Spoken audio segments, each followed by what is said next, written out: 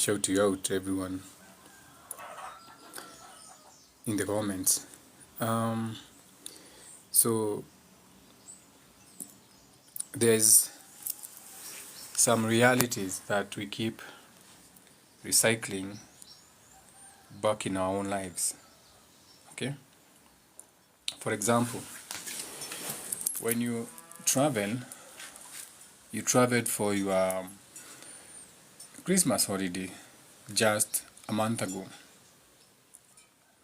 Or let's talk about the realities that is on the ground without even speaking about you traveling.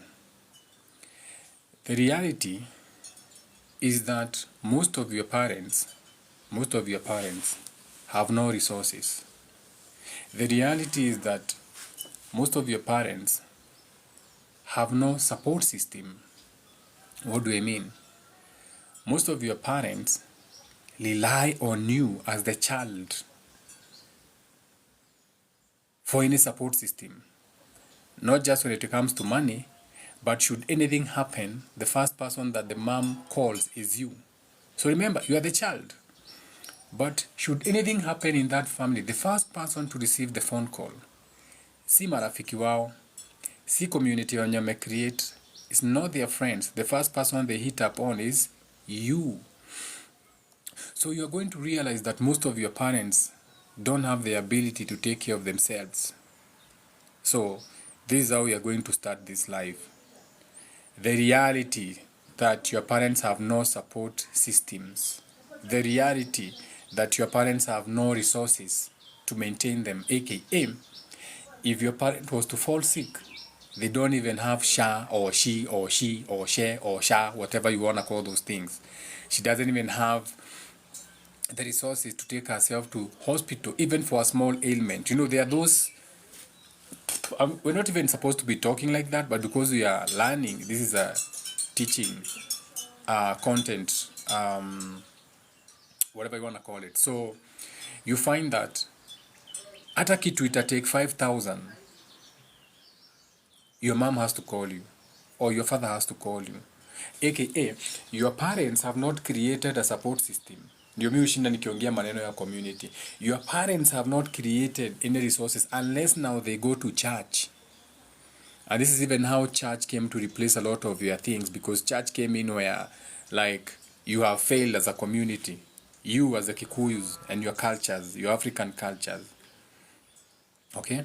So, many parents, based on their unresolved trauma, what we call generational curses, what we call, first of all, shout out, it's a beautiful day. You can see it's a beautiful day. The sun is out. It's a beautiful day. The sun is out, shining and every day. So, shout out to the day before we proceed. So you find that many parents, so this will be your father, the baby boomers, they have so much unresolved trauma which they inherited from your grandfathers, their parents. So your grandfathers were not able to build healthy friendships. This is why ulikuwa unasikia kulikuwa na Tokonia. This is why ulikuwa unasikia kulikuwa na Mau. This is why ulikuwa unasikia tulikuwa na hawa watu wengine.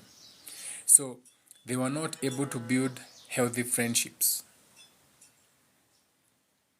So utapata your father, and I like speaking about examples. My father doesn't have friends because he cannot even maintain friends. The people they worked with, they are no longer friends. Wananipigia kule, sasa babako anatakaga aje, kaeni tu. So you get what I'm saying? Your mother doesn't even have friends, your own mother. So your parents themselves didn't build what you call healthy friendships. Okay? They were not able to keep their jobs. Nasikia babako aliacha kazi before wengine. Ndio watu huacha kazi, but nasikia babako hakuretire. Okay? Your own parents didn't take care of themselves. So unakuta babako, mamako, they are bent over, limping, they can't walk, and they are not even 70, they are 60s. When you go to the West, you meet people in their 80s, they are still going to the gym, they are still walking. So your parents didn't even take care of their bodies. Wewe ushaiona mamako kwa gym? Before tuende mbali sana, before uanze kusema what are you have you ever seen your father in the gym? Na siongelelea Gen Z wameona, naongelelea nyinyi millennials, kwa sababu nyinyi wazazi wenyu ni baby boomers. Have you ever seen your parent taking care of their own bodies? Ushaiona mamako ameenda massage ama your father? Did you ever see your parents budget financially? Do you see them sitting down one on one, your father and your mother sitting down and they're talking about money kwa meza? No, you never saw that. So what that does is that forces the children, in this case wewe sasa, that forces you to parent your own parent from a young age, to the point even now when you send your mother money, you have to tell her, mom, na uthire besa wega Nairobi kumite muno. Imagine she was supposed to have been teaching you these things. Sasa unatumianga babako pesa, unamwambia hey, na ndako eto ndagutumira besa ni ukwenda umenye horo wa bia to Nairobi ni kwihite muno. So as children, you are forced to parent your own parents. So they didn't just parentify you. You are not just parentified. Now you are even taking care of your parents when you're supposed to be taking care of yourself or even taking care of your own siblings. Okay? And it's not a very good thing when you watch your friends, okay, having their parents provide for their family. It's not easy when you see your friends' parents planning for the future of their children, aka wewe kwenye kujai kuwa na rurashio, but wewe kazi yako tu ni kuona tu marafiki wako wakipangiwa rurashio. Kidogo kidogo unasikia ati rafiki yako wazazi wake wanapanga sijui ya surprise holiday, amepangiwa, amelipiwa sijui Mombasa, sijui amelipiwa wapi holiday na bibi yake. You know? Wewe ukiwa hapo unasikia tu wazazi wa rafiki yako wanampangia future. Still unasikia akiambiwa ati hapana, babake alisema amempea ile land kwa Mombasa, ajenge huko nyumba za biashara, sijui afanye nini shamba na vitu kama hizo. Or you can see your parents or your friends' parents where they make decisions, and the decisions they make, they are not negatively impacting on their children. Wewe kazi yako ni kupigiwa simu, babako ameonekana pale town, umu wikati ya manabava wanyu no na ni athugumeire ma riu nikirumiki ya muthemba uriku kikia munyitire mutigithi mumenye ura baba wanyu ako ino kama. So those kind of things. So every time you see your phone ring and it's your parents, you're like, oh shit, what now? Ukiona tu simu ya babako, you're like, fuck, sasa nini tena? Ukiona simu ya mamako, you're like, shit, sasa tena ni pesa ya nini? That's what I'm talking about. So you are coming from parents who have never even dealt with their own traumas. They have so much unresolved generational curses. They have so much unresolved generational traumas. Up to date. Babako hajai peleka rurashio. Up to date. Mamako hajai pelekiwa rurashio. Up to date. Uka yako hajai peleka rurashio. Up to date. Shosho yako hajai pelekiwa rurashio. Sasa wewe ukiwa grandchild, sasa wewe ndio unafaa ufanya hizo vitu. Meaning, they never built anything healthy for themselves. Okay? They never took care of themselves. They were careless. Your father was a drunkard. Amejaa dent kwa kichwa. Babako saa zote amevunjika miguu. Anakuanga na plaster all the other time. He's careless. He doesn't take care of anything. Your mother the same. So now you have a young family. Uko hapa Mwihoko. Uko hapa Githurai 44. Unajaribu kuraise family yako. You even had to move away from home earlier to escape trauma. So still, as you are struggling to do whatever you are doing, you are struggling to rescue your parents.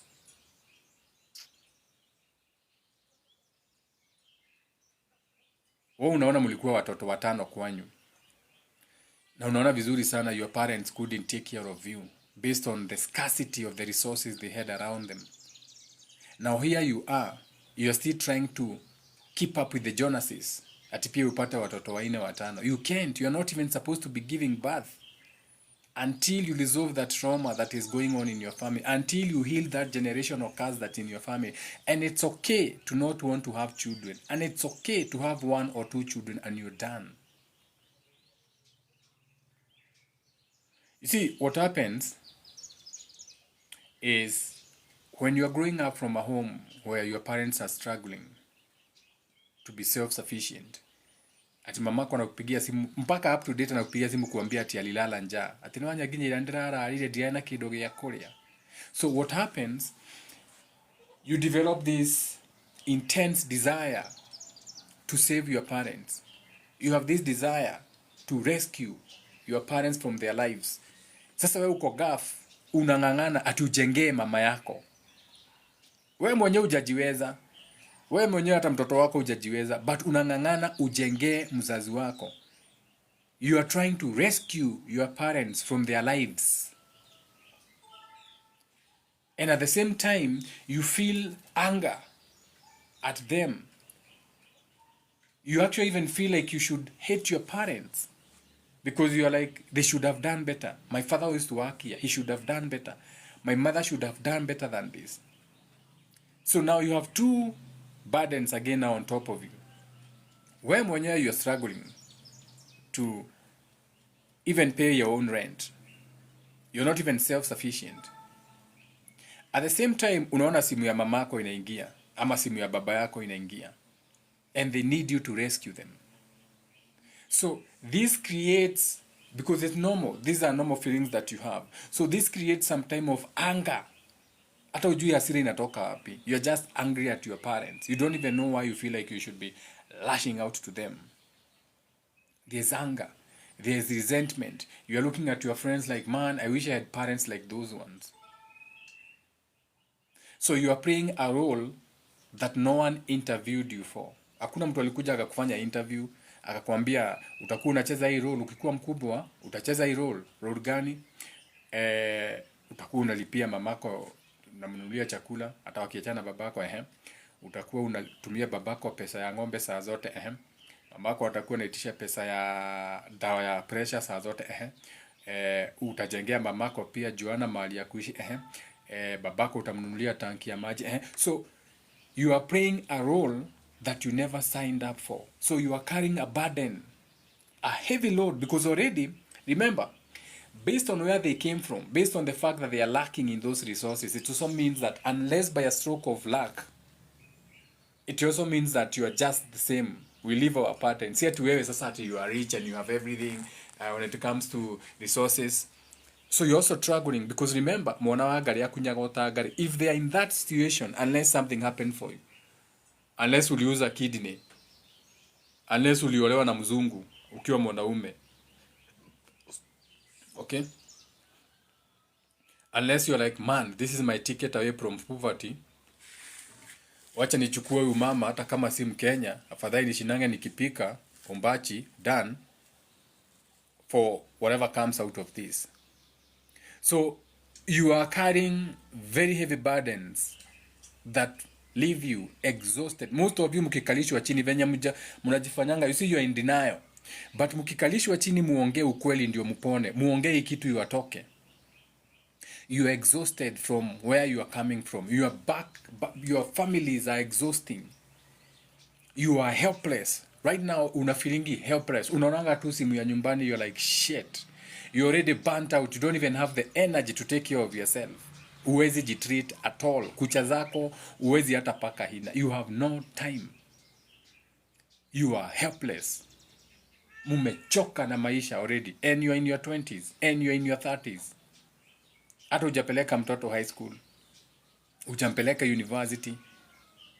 Na already ile mzigo uko nayo kutoka nyumbani, it's too much.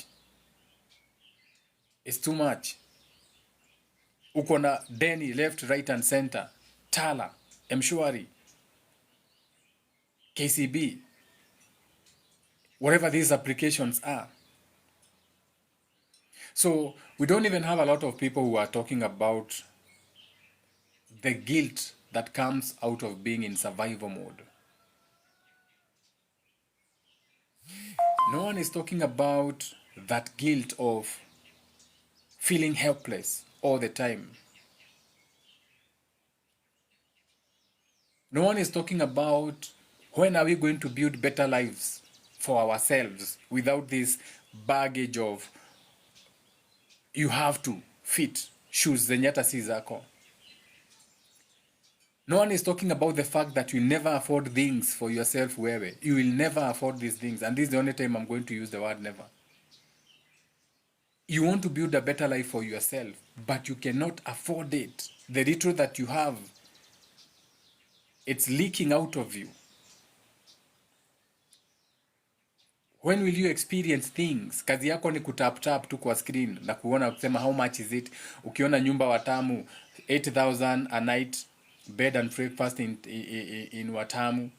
Kama wajaandika bei, kazi yako ni kuuza how much. Na unajua huwezi afford. You know you are not going to experience that thing. And actually the reason is hata ukashika hiyo 10,000 nikuambia okay, here's 10,000 nimekulipia one night kama uko Mombasa, enda uishi hapa and you enjoy yourself and relax. You can't. Why? Because you already know that your parents are struggling. You know your parents are suffering. So if I give you that 10,000, the first thing in your mind will be wacha nitumie mama 5,000 na nitumie mzee 2,000. And these are some of the things that are weighing you down, but you don't want to talk about it. You see, Africans, you have this tendency of hiding your head in the sand like an ostrich. Munafichanga kichwa, unaacha mwili nje. No one is talking about how exhausting it feels like when everybody is always looking at you to fix things. Everyone is looking at you to provide. Everyone is looking at you, you are the fixer. Kazi yako ni kusoothe the anxiety of your parents, generational curses. But they were not able to do the same thing for you.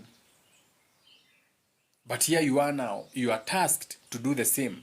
You are tasked to soothe your parents. You are tasked to soothe your extended families. But no one has ever soothed you. And even where you are, it's by grace. Ni Mungu. Look at all the success stories. And they're not even success stories because all those people can lose whatever they have, because the other thing is that if you don't have emotional intelligence, if you have not healed, you are going to repeat the same thing. AKA, the tendency of you getting back to the bottom is like that. Unaona watu kama akina Aziad wana crash. These are examples. Someone like Aziad, you have all the endorsements, you have all the money, but you cannot maintain that. This is what I'm talking about. Sasa Aziad akikalishwa chini aulize, aongee tu ukweli, afungue roho yako. Aongee. Utapata ni familia.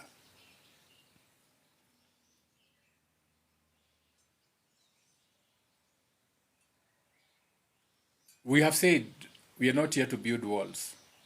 Don't build a fortress, but create boundaries.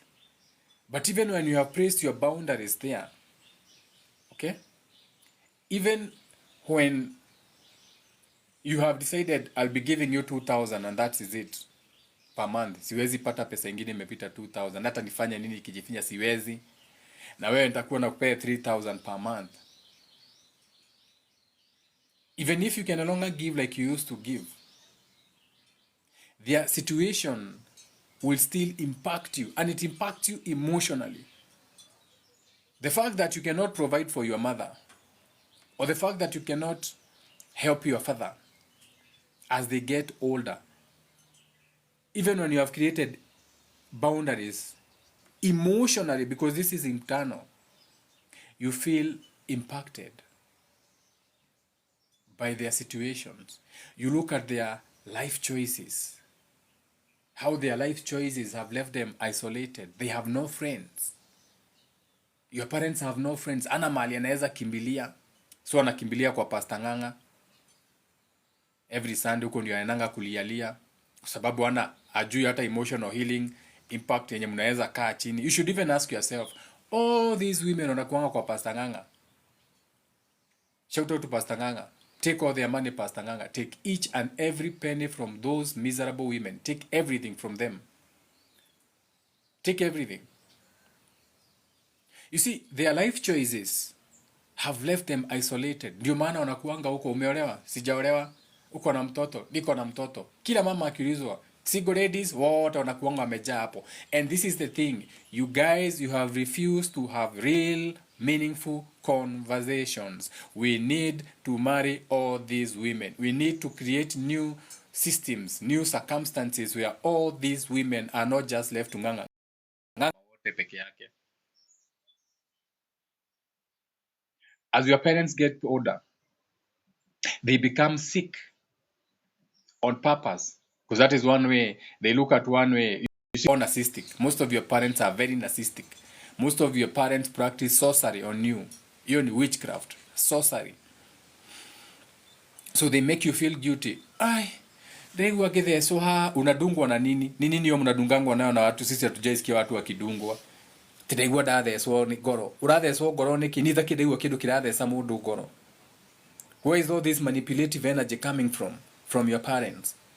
They are always sick. They are all of them depressed, and their depression, they want you to take care of that depression. Wewe ukiwa mtoto. So it impacts you emotionally when you are their children. When you see how their life choices have left them isolated. Now, you are repeating the same life choices. You are the people in church. I'm not talking about religion. I'm talking about church. The biggest poison for African minds. Because the support systems you are going to try and create with strangers in church, you are supposed to be creating them amongst yourselves. Those are the communities you are supposed to be creating. Those are the friends you are supposed to be creating. So that you don't become a burden to your children. Hao ndio watu mnaweza mshikana nao, mcreate hata kama ni chama, muweke pesa ya welfare kando. People have evolved. You can have lawyers taking care of that money. So now uko hapa, you're watching me, but I'm telling you, I can guarantee you, if phone yako saizi ikaring tu uone ni mamako ama babako, the first thing you do is not smile. You don't smile. You won't be like, oh my God, my mom. No, very rare. It's very rare to see that. The first thing you do, ukiona tu simu yake, your heart starts to race. Oh my God. Amekimbizwa hospitali. Oh my God. Ni nini sasa? So your life is based on anxiety. You're always looking to the next crisis when it comes from your parents. You're always looking to what will they need next. And remember, this is a reflection. So the same decisions they made are the same decisions you are making. You are living your parents' patterns. Wacheni kuzaa na ujinga nyinyi. Stop trying to be your parents. You are not your parents. Your parents had their own generation. Your parents' parents had their own generation. You are a totally new generation. Each generation has got its own challenges. Look at how Kasongo is taking you as a country.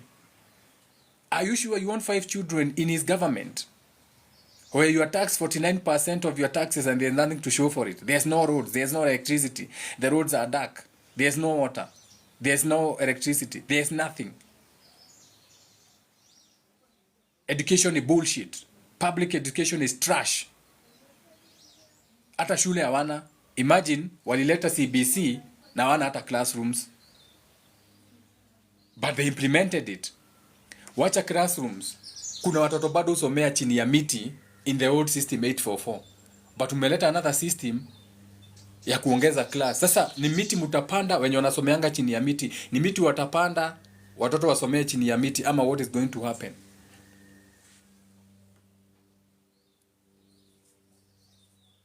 So we are grieving collectively together for lifetimes where we lack support. As a collective, we are going through a lifetime where we lack support of any type.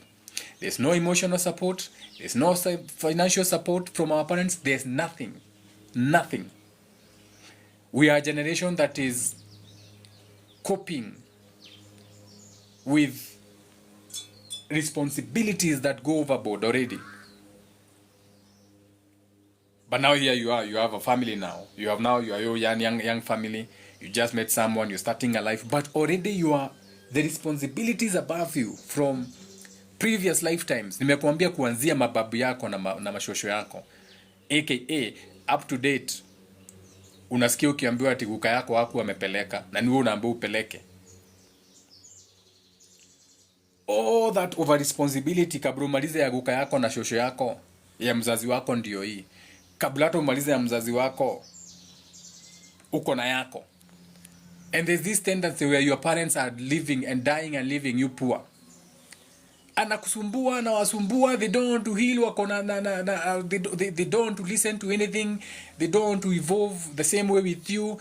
Dakika ya mwisho anakuwa mgonjwa, analala hospitali, alafu wanakufa, anatuachia bili ya 2.4 million.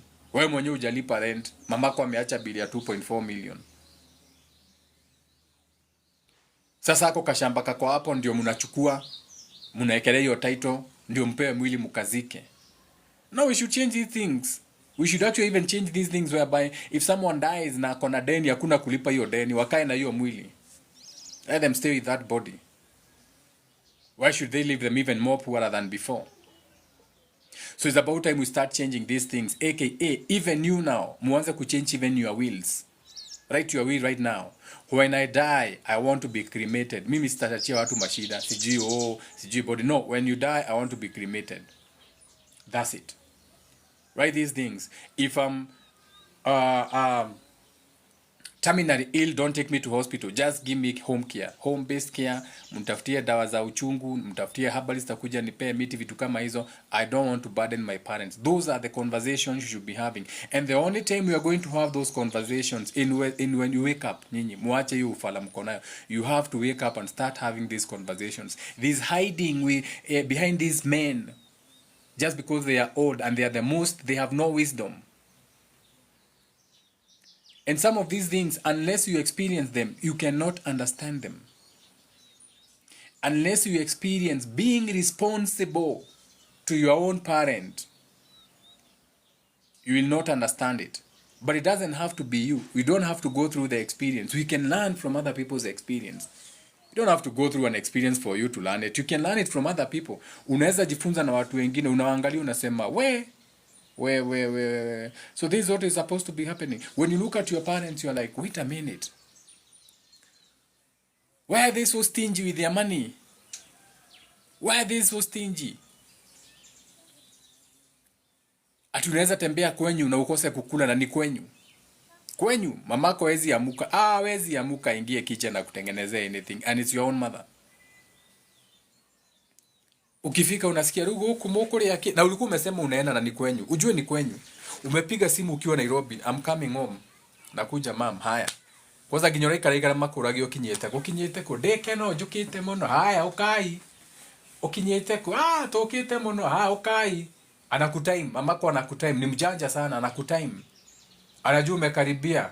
Unasikia ero ni mukinyire tone gwikurukite mugodai. Mukinyete unashindwa. Yani tulikuambia tunakuja tunatoka Nairobi. Wewe uko kwa shamba. Uko na wageni, uko kwa shamba. Na riu ule mwakinya hau tauni ithe wa Njoroge hau Buciriri muke na nyama hau we niyo muroka kuria. What? Yani I've driven 200 kilometers. Alafu unanitime nikikaribia unaniambia ninunue nyama ndio nakuja kupikwa. So what makes you think I'll come the next time?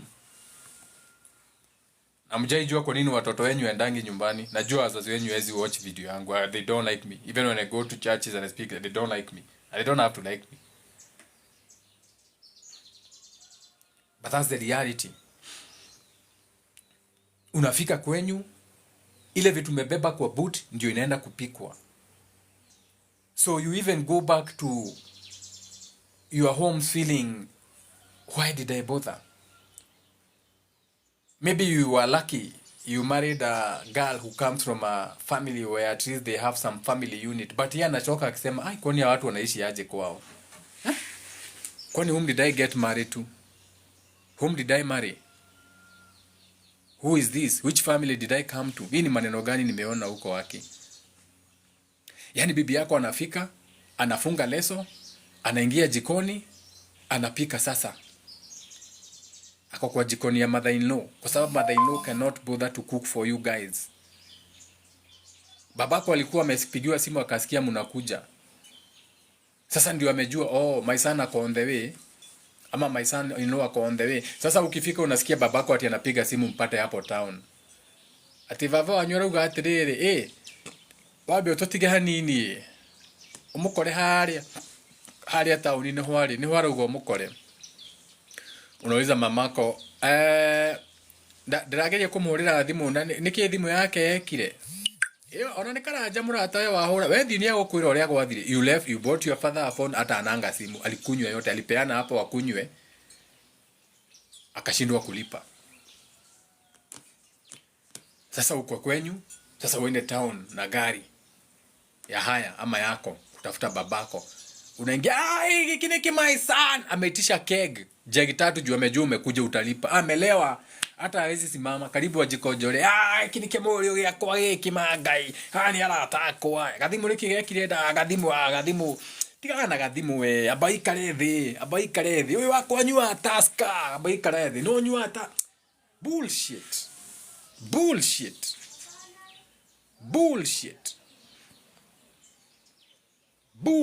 And these are your stories, Africans. Me na pair stories zenyu. These are the stories that you live, but you have to change these narratives. You have to change them. Can I give you a true story? I went to my auntie's place with my mom. Machinery. Unajua machinery ni upite Emali ukienda huko. Okay? That is where my uncle went with his wife. Now, tumetoka Nairobi. Nimeambia my mom tuende tukasalimia uncle. Tumetoka Nairobi, tumetravel bana. Tumechapwa na juu ya Mombasa Road. Unaenda kitu ya kwanza unasimama pale junction ya Machakos, bathroom break nini tuna travel. Nikamwambia mom, mimi sitakai kuenda mahali kama sijakula. Aniambia unakula nini na tunaenda nyumbani. Mom, listen. Hebu kwanza mimi nikule. So me I checked in somewhere, I ate. My mama hataki sasa anajifanya anataka kachai. Sijui uko na chai? Mnauza na nini? Kuna mandazi, unajua hizo hoteli zinanga maneno mengi. Kuna mandazi, kuna sausage ni ya siku 4 ni ya kuom. Sijui na nini. Nitakula nipe sausage 2 tu na chai. I'm like mom, si ukule. Kuna chakula itisha kuku ama whatever. No, hapana mimi niko sawa. So me I ate. So I traveled.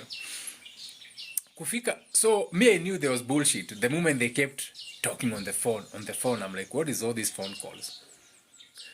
Tunafika hapo Emali. My mama ananiambia togolege togoro haha. Naeka gari kando. Kitunguu neti mzima. Tununue sijui nini hapa. Na ujue gari imejaa shopping boot because when you're going to see your auntie umefanya shopping. Tumenunua vitunguu sijui nini. Kufika hapo town tukitaka kuingia nasikia ati tunaweza pata mahindi wapi. In my mind I'm like mahindi. Bebe. My mom is like yana noto ne bebe aho gotaira very mugana mareve me. I'm like but tumefanya shopping. But I'm not saying anything. Me I'm observing my mom, you know. Mama ameshuka ameongea na mama wa soko tumeambiliwa mahali ameenda na gari. Mamangu amesema tuwekee debe 2 ya mahindi. Mahindi imewekwa debe 2. My mom looks at me of course mimi ndio financier nalipa. Naona tena mtu amekuja na makaa gunia mzima. Nashindwa makaa ya gunia mzima ni ya nini?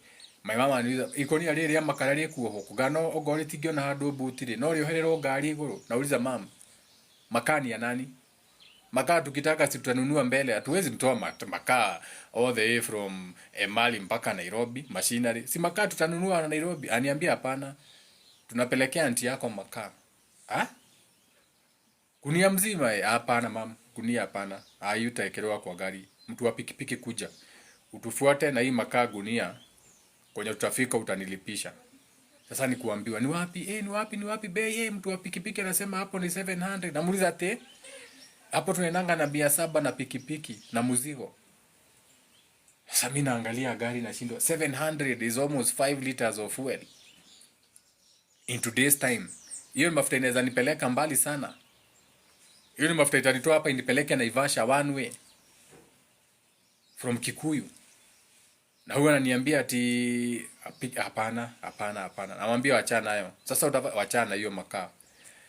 Naingia hapo nanunua gunia 30 bob ile kubwa inafunguliwa roof ya gari sasa. Makaa inaekelewa hapo inafungwa kamba. Fungua mlango, weka hiyo kamba, makaa imefunguliwa boot. Sasa ni kuenda. Tunaenda. Tunafika kwa mayanti. Tunapark hata hajatoka kwa nyumba.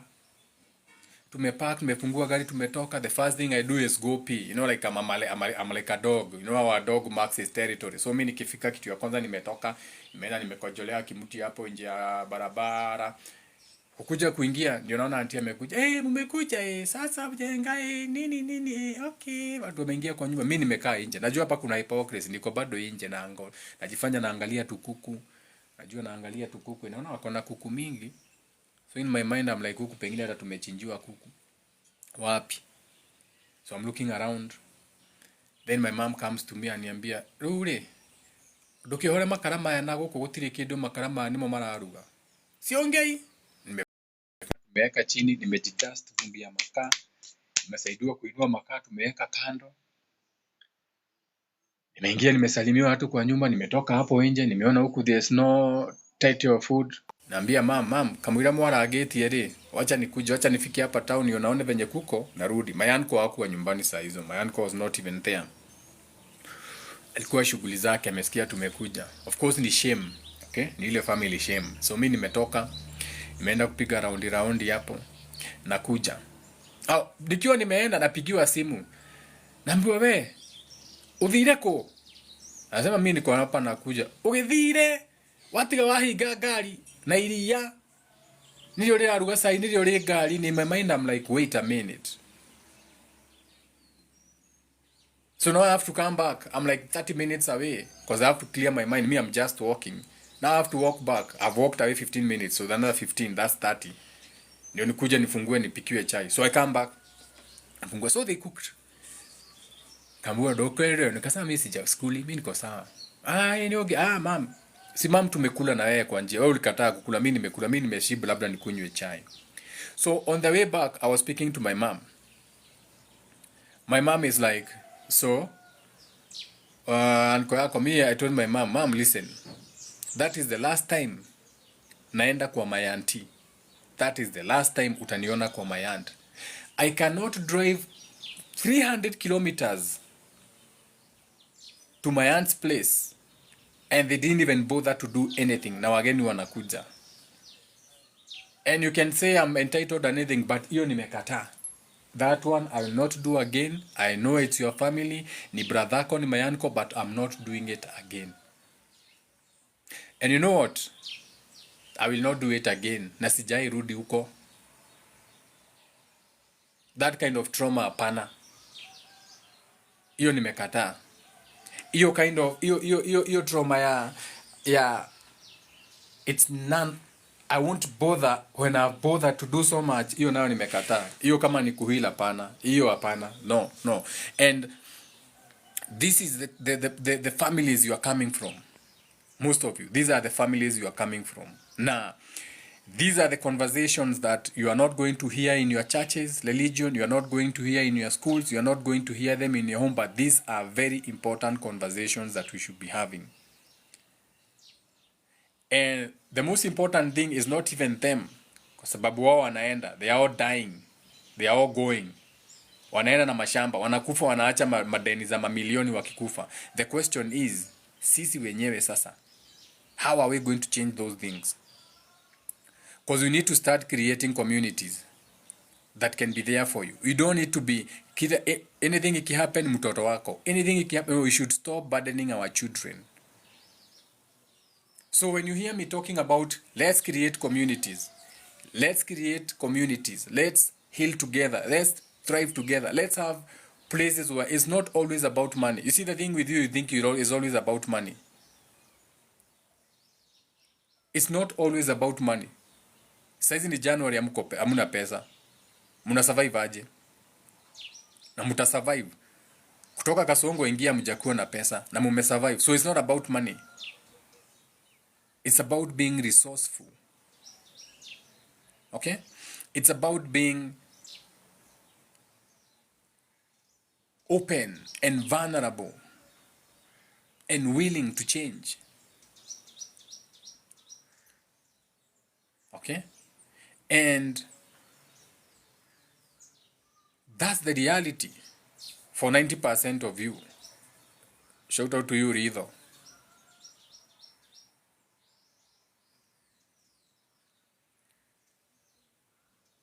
We have to change these things. We have to have these conversations.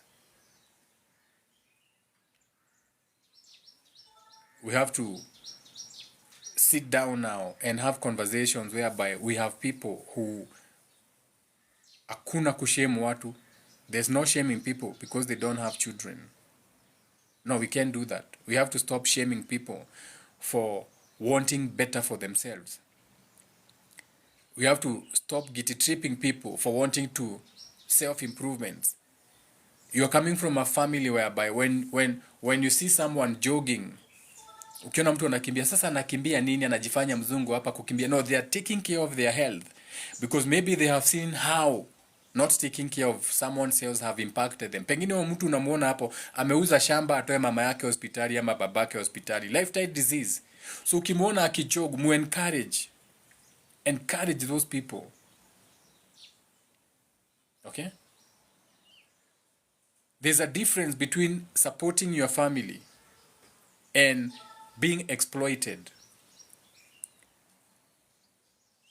And sometimes, if it means supporting your family to the point you are pouring from an empty cup, sasa wewe utasomesha mtoto wako shule mzuri, wewe utakula vizuri juu una support family, sasa hiyo ni ujinga.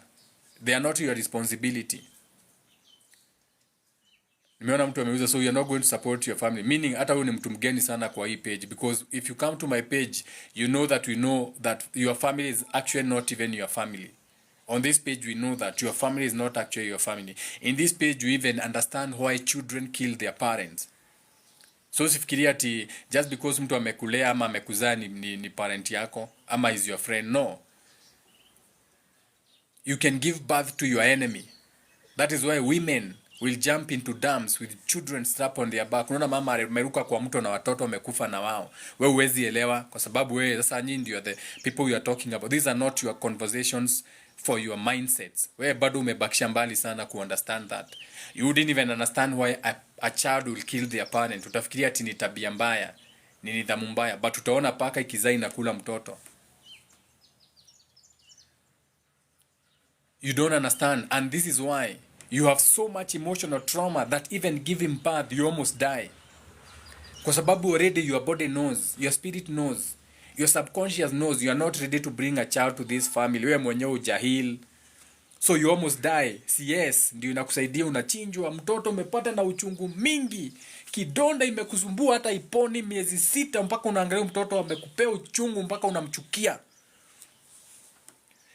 Real conversations where women can come openly and say, I actually hate my children.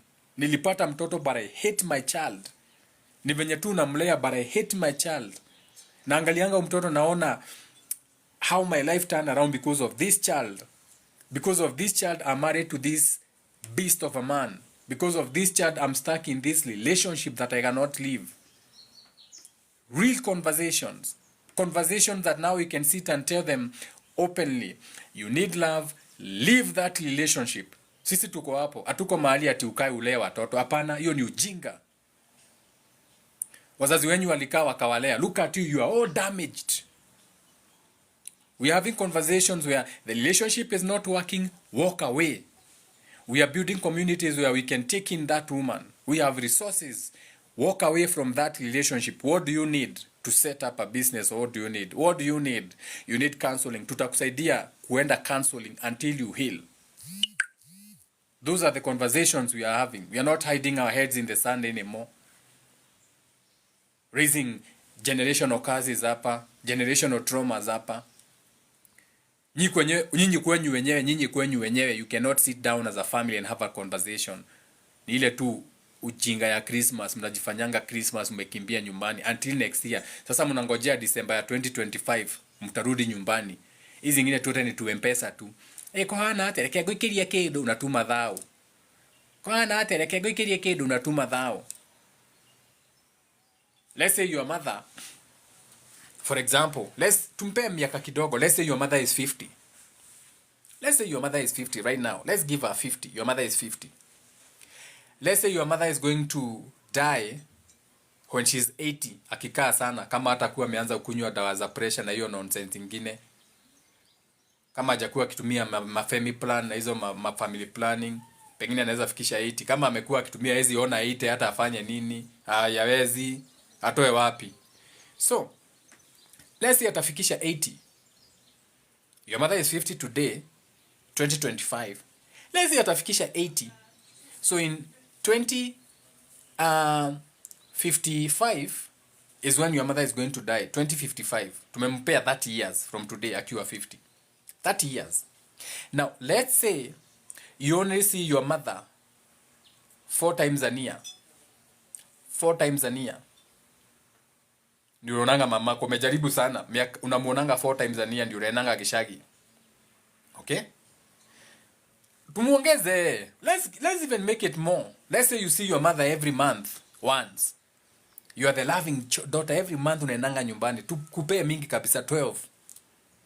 So, the whole of this year, you are going to see your mother 12 times. You are even going to use a calculator. Tumeongezea mamako 30 years. Akiwa na 50, atakufa na 80. 80 is a good, hata Bible imewambia ni 70. Kwa hivyo 80 is a good time. So let's get to the calculator. Let's see how long you have with your unhealed mother. Or with your unhealed self. Uko wapi calculator hapa? My phone has no calculator. Yaani jenga umesahau maneno ya pesa mpaka simu yako haina calculator. This is hilarious. Okay, use Google. Tell Google to calculate for you. Najua akili ni mingi, si lazima ukuwe na calculator. Ask Google. So, you're going to see your mother 12 times. And your mother has another 30 years to live. Okay? So if you're going to see your mother 12 times this year, aka each month once, and your mother is going to live for another 30 years, that means you have 360 days to see your mother. So that's 1 year. Meaning, you only have 1 year remaining with your mother. Kama ako 50 na kufa na 80, you only have 1 year to interact with her. Ukimuona 1 month every day for the remaining 30 years. Every month umuone once. Every month one. You only have 1 year. 360 visits in 20 years to see your mother. Why is that important? Some of you only see your fathers or your mothers December. I'm a maximum 4 times.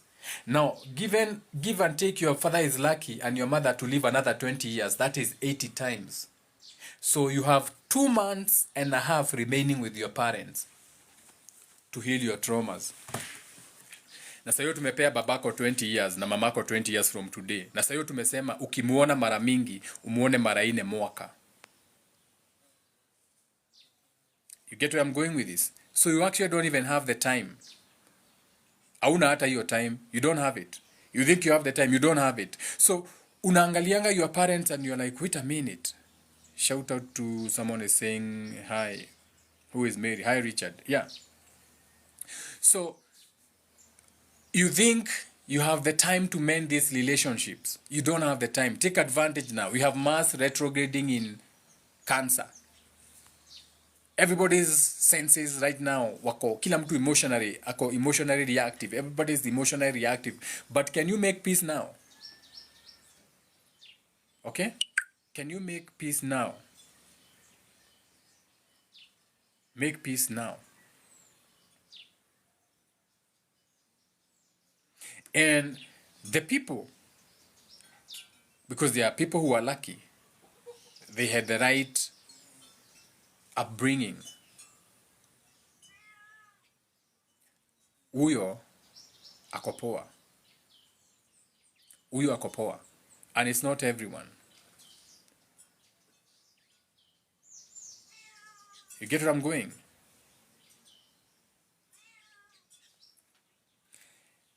Another thing is, in African country, context of families na kila kitu, kuna vitu watu ongeangi. So unaweza fikiria ati your parents are okay, but there are things that are not said. They are said in the bedroom. Sparkles?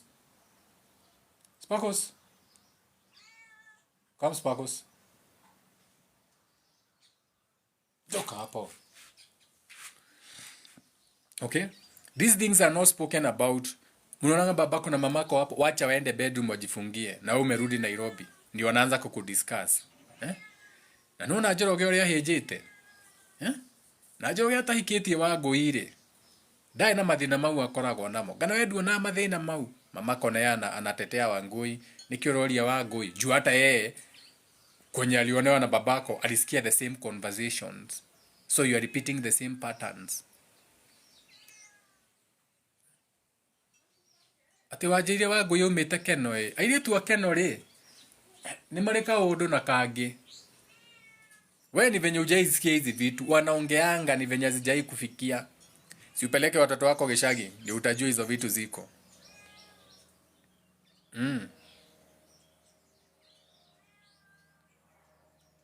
Okay?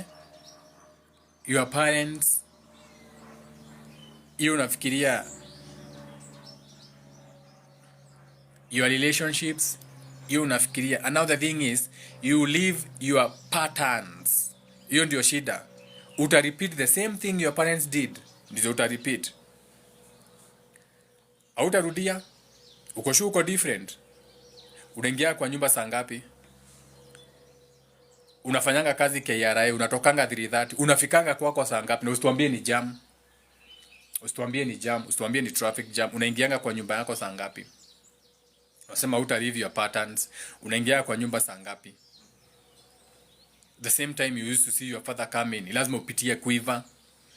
Hata kama utaingia, you want to relate, uonekane umepark gari yako, ionekane umepark kuiva.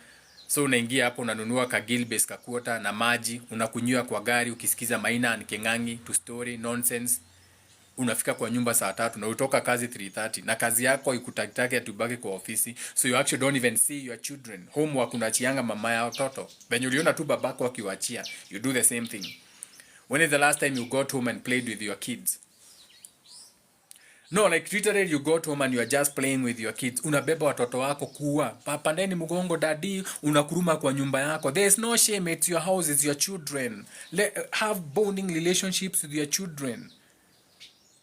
Uwezi si ndio ni utoto? Si ni utoto hiyo? Kubeba watoto wako ni utoto. Si ni utoto? Ni utoto. You never heal. You need to heal. You are never hugged by your parents. So you don't even know how to create a bonding relationship with your children. You don't even know you are so connected with your father. Because you never bonded.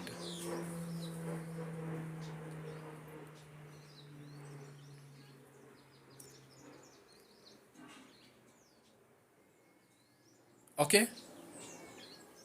Your parents destroyed you. And you can't blame them. Remember, when you come to this channel, we are not here to blame them. We are here to learn. So that you change. So that you do better. Imefika Sunday. Of course, venye nimesema, we live our patterns. So wife yako anapoteleanga kanisa. The same way your mother alikuwa anakimbilia kanisa. The same way your bibi yako anakimbilia kanisa. Lakini huwezi iona. Mamako alikuwa anakimbilia kanisa. Kwanyu wako ona mithamo Gikuyu every Sunday. Wako iria nyina Ngai, Maria Mutheri nyina wa Ngai, utohore ithuethie nonsense. Babako alikuwa anawachukia na kuja na vuruga. The same way na wewe bibi yako ametorokea kanisa. So wewe Sunday unaendanga unaenda car wash. Ama unaenda loft, ama unaenda ibada ya asubuhi kwenye mnakaribishanga na supu. Hiyo ndio imekuwa nyumbani. We welcome you with a signature soup every Sunday. Wewe pesa yako ni ba, hata Sunday umepewa kasupu. Tuheawa dhuvuku kijana unyonyo dhuvu.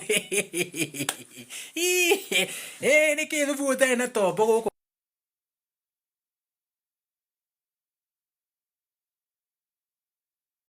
Unasahau unakuwa Mary bibi anakupigia na kuambia wewe hotu wetu kiuma kanitha. Haya digane ile kwa oya uba ni ngoriha. Oya uba ni ngoriha. So a whole Sunday Man U ilikuwa inacheza, si ni timu yako. So a whole Sunday you are not even home now. So unakuja jioni unalala. Asubuhi yake ndio unamkia kuenda wherever you are going.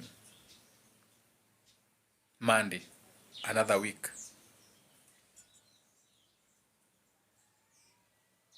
So these are the generational curses that you need to break. These are the generational traumas that you need to see and not repeat them. Be different. Be different. Kule mbaba ukiwa nyumbani weekend unaamka kama leo. Mtoto wako anashinda kumwambia baba nitengenezee mshuha. Enda hardware. You be shocked at how cheap that is. Enda hapo hardware. Nunua hiyo kamba ya nylon. 250. Pitia hapo kwa mzee wa workshop. Deda karubao akaniki 6x1. No nyone kanene. Kale dio tia vuti mwe. Vuti mwe nekira vuti mwe na nuthu. Alafu uthagethere hairima na harenda uthiweka kamusuha. Ata fundi atafurahi sana kwa tiga utidoke guraro wa musuha weka wega muno. Tareke guoni anaingia kwa mavitu na sema unaona ka bright board ka block board ga kadari ga goni ati ngika nako ndugurega ka tuturega ka irimai anakutengenezea mkipiga story hapo anakuwekea mpaka mali ya osha go home tengenezea mtoto mshuha shuhia mtoto hiyo siku shuhia mtoto bana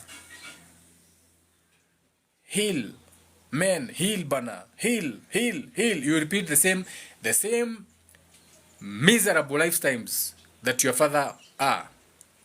They may pretend they are okay. They are not. I deal with men. When I do consultation, I deal with all kind of consultations. Older women, my mom's age, my father's age, younger women, teenagers, I deal with everyone. To whom much is given, much is required. And most men, when they are left with their women, makiacho, they are destroyed.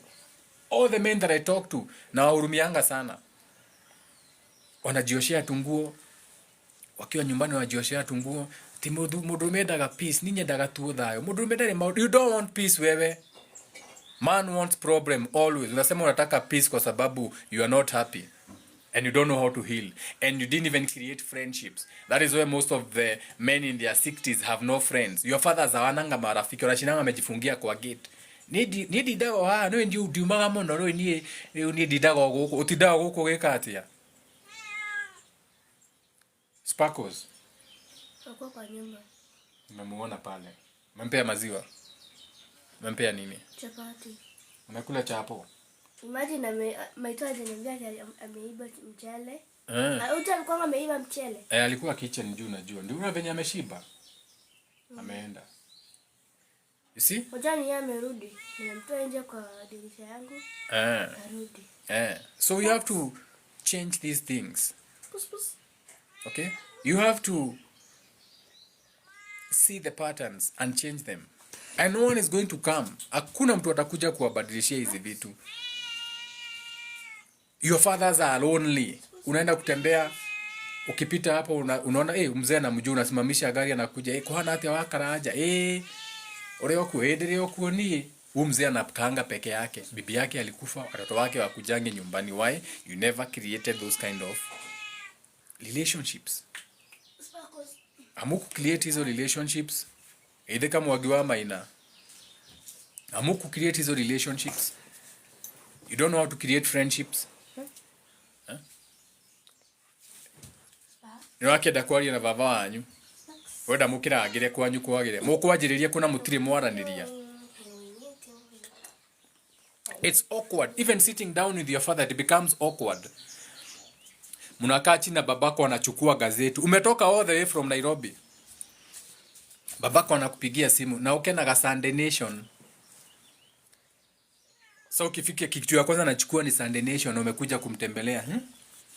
Vururio radhi ati umeshinda the whole day umekuja kuona babako anasoma gazeti the whole day. Mugagivaga ciaro racio ri. Utora racio ri. Mukahiriganio ri icio mugavagira kwa githoma gatheti. Nikuo mugavagira, agavagira gatheti ni. Na ndari arata. Ukamura riu ri. Rĩaciragia kuhiriganio na aria ndigikari na mwiritu ene muno. Niyo na mamu wanyu ndaikarie nake miaka 30 na ngimuria haha no akwire. Mamu wanyu atumite guku ri. Twaikarite miaka 30 escapism. Now we have to change those things. Hapana, we have to change those things. Na wathi wakura ni wongagirirwo ungi. Kila kitu inabadilikanga to the point. Baba wanyu ni aria gutwara ukahiriganio na mukaguo ni mara ya gutwara rwacio tikuga ndungithie. No, there's so many ways we can do. Ni tukarora view tukura ni kurega ni ma ni kurega ni arega ena trauma ciake to nginya hone si lazima apone tukuna ni ma trauma ciake ni ciagiria tuthie ni kuri andu oru akwira wega muno nie kwa muiritu ucio ndigathi na ndahithaga akwiraga uko sita waienda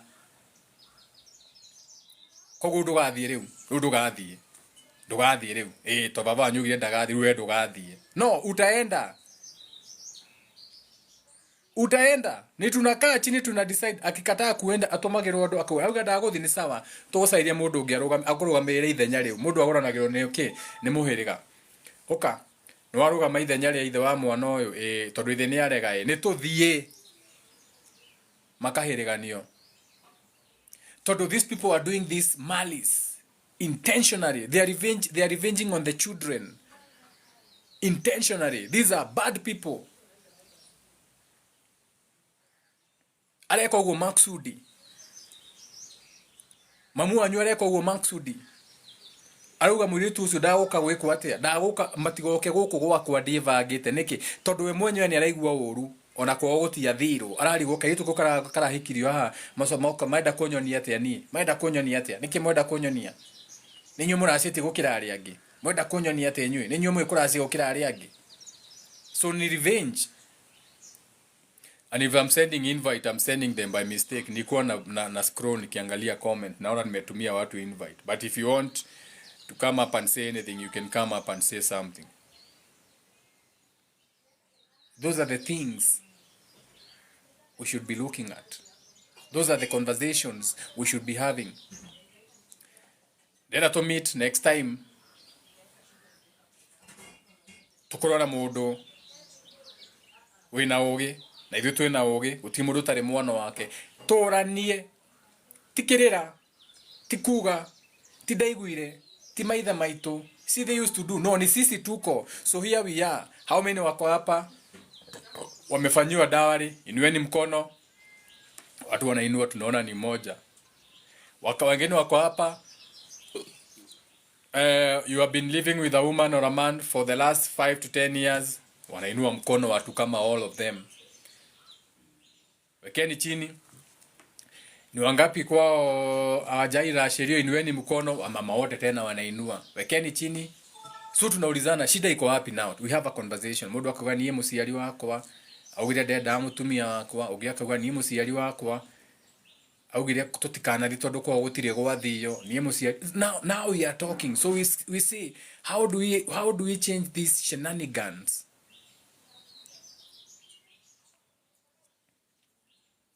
How do we change these shenanigans now? How? And now, see ati kuna mwenye anajua sana. We are having a conversation. That is how you build a community. We are having, because ni sisi tuko. Si babako yuko, ama mamako, ama babu yako. Those people are gone. Ni sisi tuko. Na sisi ndio tutakuwa, our children watakuwa naangalia generation like this people really changed everything. I'm proud of this generation. Walibadilisha vitu mingi sana. They said it stops with them. All these generational traumas and curses, it stops with them. Ni matuhereirie shenanigans nyingi muno aya. Ma nonsense ma shenanigans matatu tora kudu ni matuhereirie. That is the generation. We in a new world. Ni mutio kurora mutingimenya. Tawe ndugota kumenya maundu macenjeti tondu ndoraga nja. When is the last time you went outside and saw new birds? Do you know we have new birds? No twina nyoni tutare tuona guku ci guku. Odowe weteire wiro ni ngugu. A bird has been discovered. To ndure wathikiriria we. Ndure waigua kwina new sounds.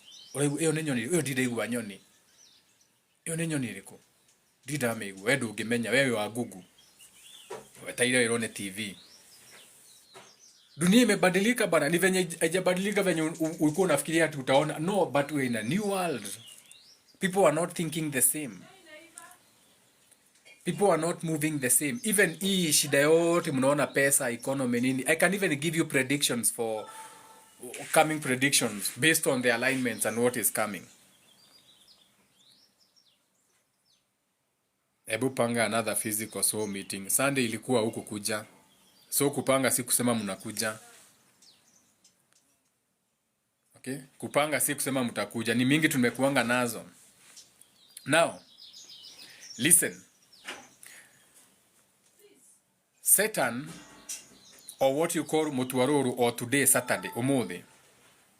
Saturn is moving into Aries, the first house. That is, Aries is spring, new dawn.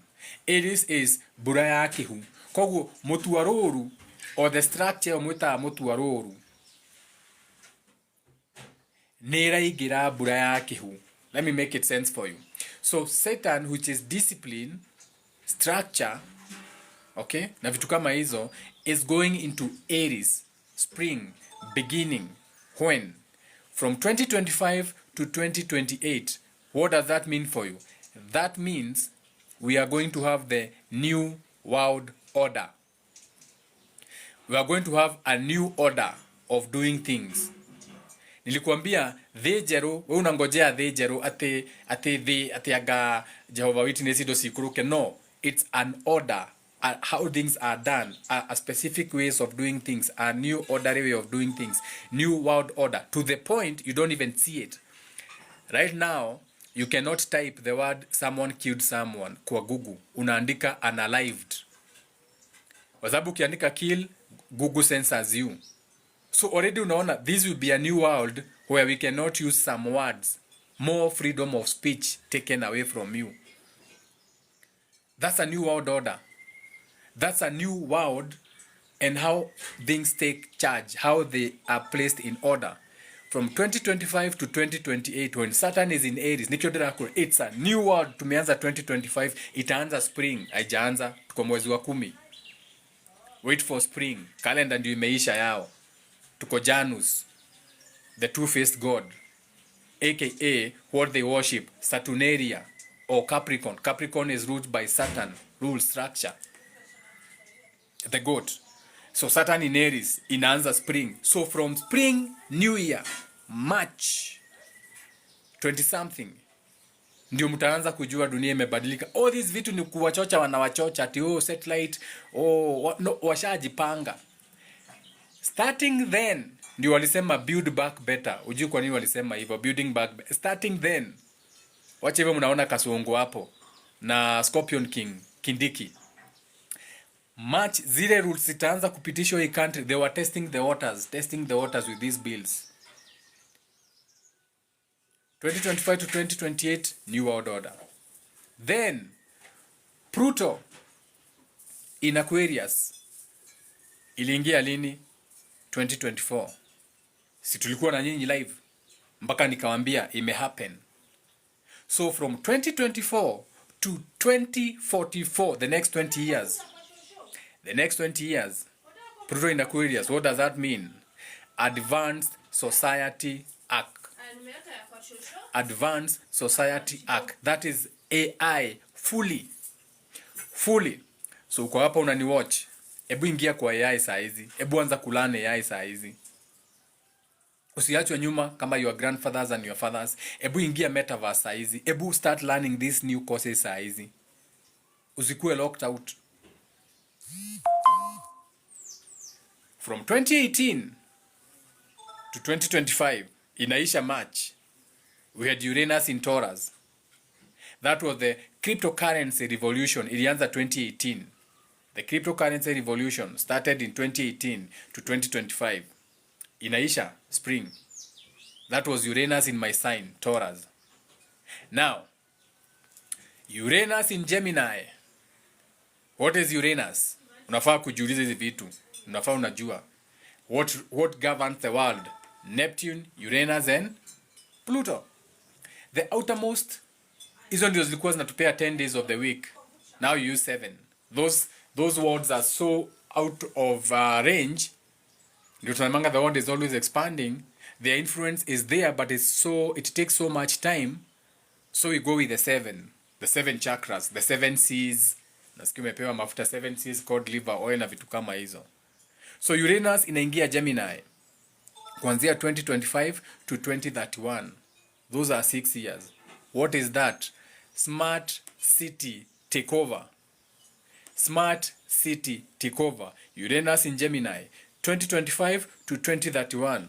Kwa majina mimi naitwa Morara Kebaso, katibu mkuu wa ugatuzi katika City Hall. That is what I'm talking about. Smart city imeanza.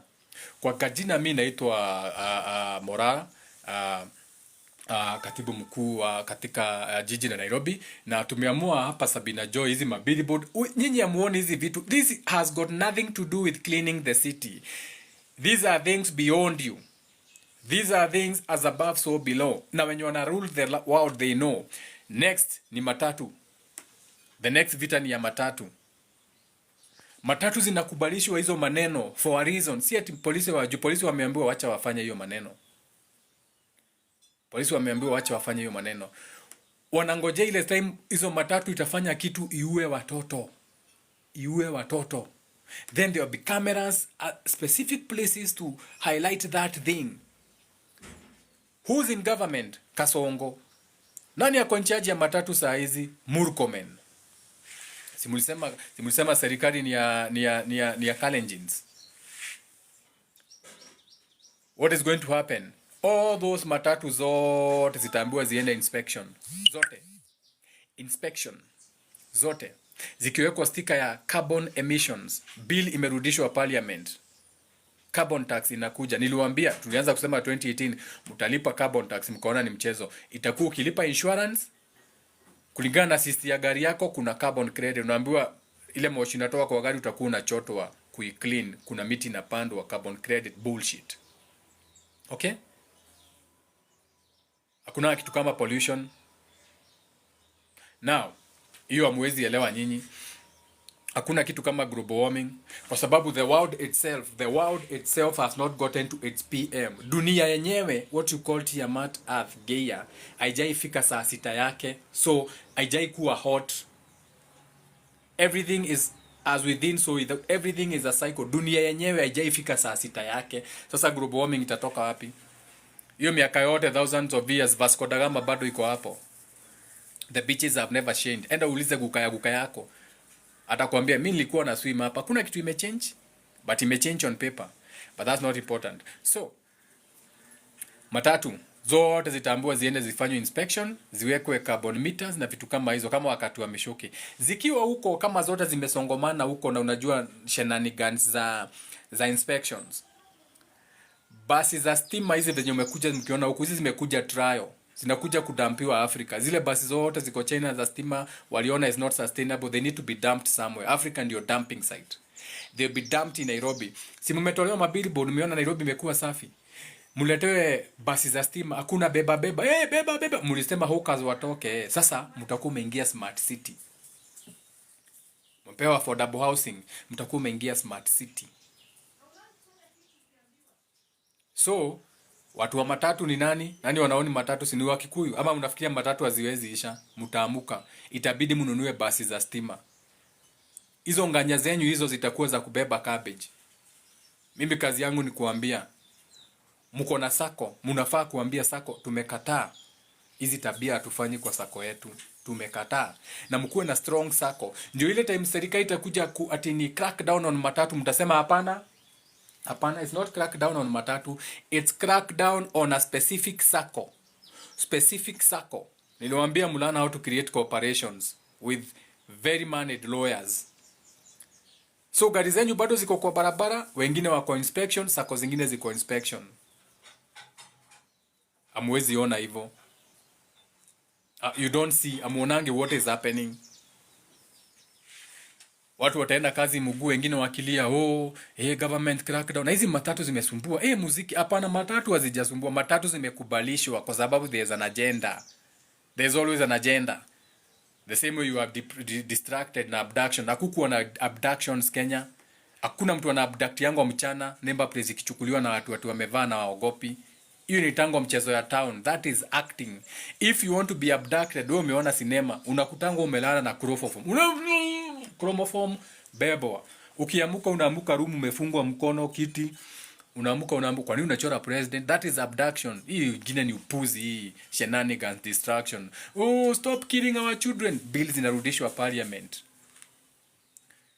Na mama stupid wanaenda kuvaa gonia hapa. Wewe kuna mtoto wako abducted wewe? You are so emotional to everything. You just jump into anything without even thinking what is happening behind the scenes. Hii abduction watoto wako wagani? Wenyu saa ngapi? Mtu anatoka abduction, the next day anasema ati yako sawa na ako missing for a whole week. You can't see it. Mimi niko sawa. A whole week ulikuwa wapi wewe? Kuja hapa wewe. Ulikuwa wapi wiki mzima? Ulikuwa unakula nini? That is what ulikuwa abducted. Ulikuwa unakula nini? Ulikuwa unakunywa nini? Ulikuwa unakojoa wapi? Walikuwa watu wangapi? Walikuuliza nini? Cha kutubeba ufala wewe. Nonsense. The same way you are taken for a fool. Ati Nairobi is unsafe. Ati watu wanadunga visu. Nairobi is unsafe. Nairobi another distraction. Oh, Nairobi is unsafe. Gulanu Kalalu ikapea nani? Ikapewa Bill Gates. Easily distracted. Gone. Easily distracted. Something gets pushed through. So shida ni nini wa Afrika? Next one ni land. Nairobi National Park inaenda yote. Nairobi National Park inaenda yote. Kuanzia Rongai pale ukienda kupanda Bomas inaitwaje? Multimedia. Nairobi National Park itakati. Unaona ukienda kupanda Multimedia hiyo gate. Hiyo gate, there's a reason kuna gate hapo. Hiyo ndio itakuwa gate ya Nairobi National Park. Hapo Multimedia. So itakatwa straight kutoka gate ya Nairobi Multimedia. Ikatwa straight mpaka Mombasa Road. That's an industrial park. How are we going to attain that? It's very easy. Change the person in charge of KWS. Give them enough money. Sit them down and give them a plan. Uni Finance Bill ya 2026 ya getting rid of Nairobi National Park. Kuja hapa mkubwa wa KWS. Tunakupeanga pesa mingi sana na dawa ya kulalisha simba. Si ndio? Mkienda sinaonanga mnadunganga ndovu inalala, inaamuka inajipata ole pejeta. Ama mnaidunga shindano, mnaipigia na helicopter juu, ndovu inalala inajipata savo. Sasa tunataka hii Nairobi National Park. So nataka na usidunge dawa mingi, uko na daktari yako ya veterinary kuja. Tunataka udunge simba 5 sindano. Uende uziangushe Rongai na usiende mbali. Kwenye unaweka simba weka mtu hapo na kataxi kauba na kasimu. Simba ikiamuka aipige picha. Aipige picha, oh Rongai spotted in Rongai. We want like 5-6 lions spotted in Rongai nights every day for the next 1 month. Alafu wewe tulia. How many unclaimed bodies do we have at the city mortuary? We have many. Hata nasikia wanataka kuenda kuzika mingi. Hapana. Go and collect like 20. Collect. Bring 3 for children and 2 adults. A man and a woman. Let's balance. Now, while you press the lion, yenye utadunga shindano, wenda weke mwili hapo. Now have someone record a lion imeamuka hivi ama imerara na kuna mtu hapo, a body, an identified body. Sisi polisi ndio wataenda wachukue wapeleke huko. Sasa ita watu wa news. Alafu chocha watu wa riot Rongai. 1,000 riot because of unsafe lions in Rongai. They have called for the relocation of the lions. Done. Kata hiyo national park. Kata rudisha nyuma. Take away 50 acres. 50 acres ni kidogo. Najua. Let's cut 500 acres. Kusaidia Rongai kuenda all the Mombasa Road. Hiyo tukate, tuseme wanyama wanakula watu, si ndio? Si tutamobilize watu, watalipo, watapiga makelele, simba inakula watoto. Si tuliona fisi. Sasa now bring the Arabs. Sell them all this industrial park land. Wacha wakuje wajenge smart city. Shikanisha na ile ingine tunaita Tatu City. Konza. Shikanisha na Konza.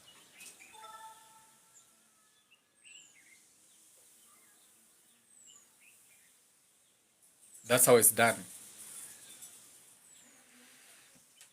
That's how it's done. Strong being emotionally reactive to everything. Kila kitu ni mchezo ya town. Na wewe ndiye unachezangwa, jua ufikiriangi mbali.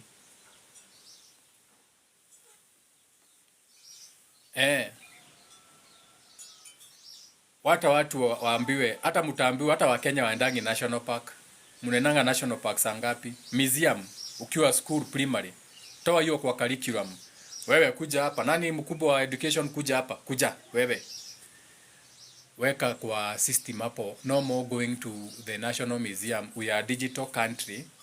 No more going to National Park. We are a digital country. They can see them on their tablets. Ni sawa, pitisha education. Wachana wanyama. Invite all these Arabs. Give them all that Nairobi National Park. Wacha wakuje wajenge industrial park. Si ni smart city. Wacha wakuje wajenge smart city. The Arabs wako na line, wanaita the line. Wanaita the line. Kenya simkuwe na line yenyu. Imeanza multimedia, imeenda all the way to Konza City. One line of modern building. Fuck your lions.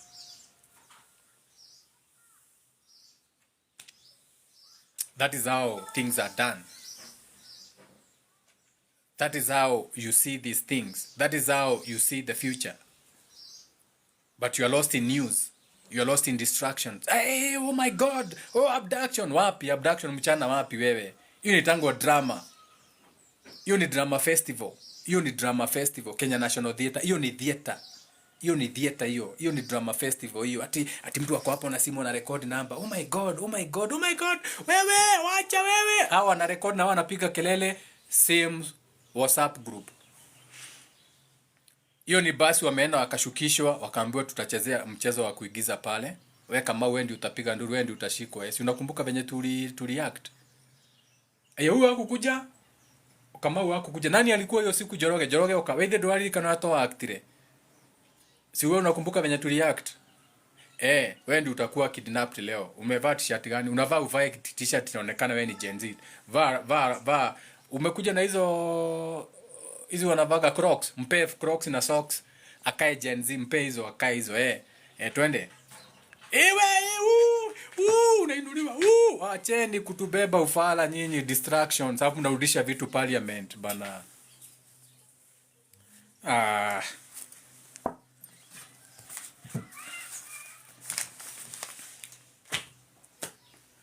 You guys need to wake up and smell the coffee. Okay? Wake up and smell the coffee. Wake up and understand what is really happening in the world. Now, once you know what is happening, do better.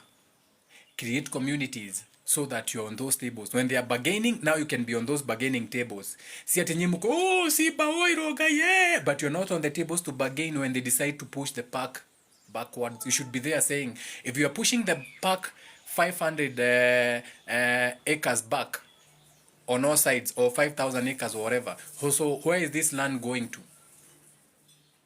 Ni mali ya serikali, ni yetu. Serikali ni sisi. Nani tuna push back kwa nini? Hata hatujakata tu push back, ndio we need more land. Juu hatuwezi kuwa makaburi ziko Lang'ata hapa. We need actually more land, but are you on those negotiating table? Will you have a piece of that? Will you have a piece of the pie? When the park is pushed backward, will you have an eighth? Will you have 100 by 100 yako as compensation? Kama una, then shut up. Okay?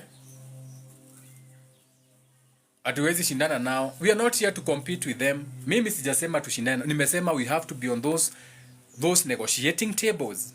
Hawakujangi kubishana ama kushindana. No. How are you on those negotiating tables? When they are negotiating, are you on those tables?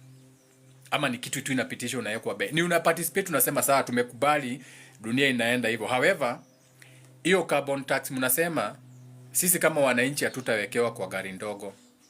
Hapana, tumekataa.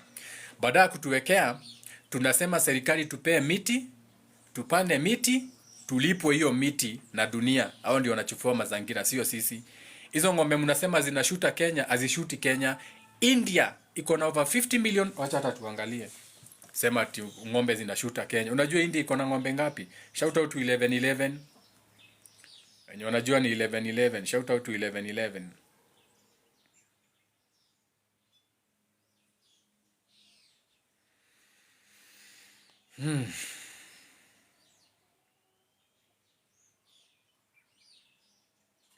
India cow population. According to the population of cows in India in 2024, In India alone, 2024, there was 307.42 million heads of cattle in India. 307.42 in India. Kenya hata mjafika watu 50 million. India wako na 307 million heads of ng'ombe India, na azishuti India. So ng'ombe zinashuta Kenya, na Kenya hata ina ng'ombe.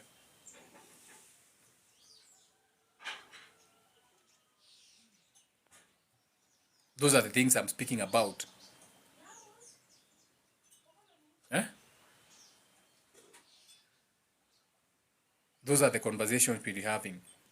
How can we be on these negotiating tables? Now you ask those kind of questions. You are saying ng'ombe zetu zitadungwa zinashuta, Mr. President. Yeah. India has over 300 heads of cattle. They have not implemented that. Compared to our cattle ni kama tuko na ng'ombe moja. So those kind of questions. Wacha ajisugue kisongo akijiuliza, what kind of question is this? How do I answer this? Anaangalia matumbe, Oraitumbe hata ajui ajibu gani hiyo, ajui hiyo atajibu aje. Now you are having conversations. Okay? That's how we do it. Sasa. So shout out to everyone. Do have a beautiful day. It's already Gemini hour 11. Tumeongea maneno ya wazazi, tukajipata huku, sijui tumefika aje huku. Okay? But we need people, open your eyes.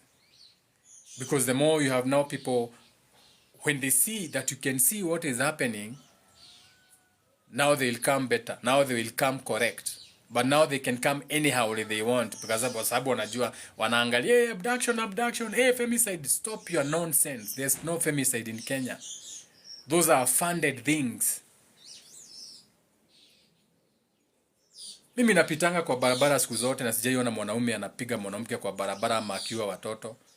Niambie ni last time uliona mtu ameuliwa kwenyu wewe? Wacha kusikia maneno ya news. Kwenyu ni wangapi wameona wameuliwa?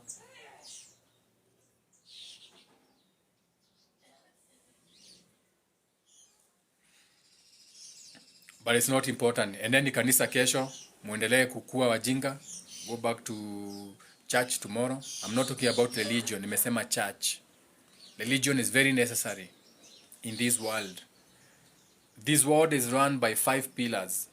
Their worldview, the people who are running, the people who created the template for this world, it has got nothing to do with God. It's man-made. It's people's mind who sat down. Akina Noah, Jacob, the same names you have, Nyinyi. Ni mindsets, ni people who sit down and decide. Akina Elon Musk, akina Trump. The world is run by people who you read about when they are gone. Akina Moi. Moi alisema ataishi, Kanu will rule for the next 100 years. Mukaona ni ujinga. Siruto ni Kanu. That's what we are talking about. So when Noah said he did for 100, 700 years, see ati Noah alikuwa hapo with this old dick and shivered balls and bent over. No, it means his ideologies live for 700 years. Just like Kanu will live for another 100 years. That is what it means. Mentalities, minds, mind states, mental forms.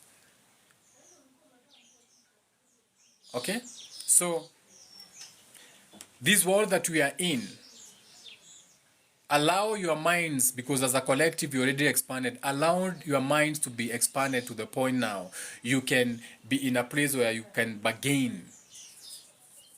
You can be on those tables discussing those things. And the reason they don't invite you on those tables is because when they look at you, you are still distracted. Oh, abductions. Oh, this, so they're like, these people are not. They just do stuff to them. They're coming to church. Yeah, take their money. They don't care. The 5 pillars that run the world: business, education, entertainment, sports, and religion. Those are the 5 pillars. So religion is very important, but you don't need the church. Because that is where now you lock your brain. So position yourself. Position yourself in these institutions. Position yourself to be in those negotiating tables. Build communities where wanakuja wanasema hivi, munasema hapana.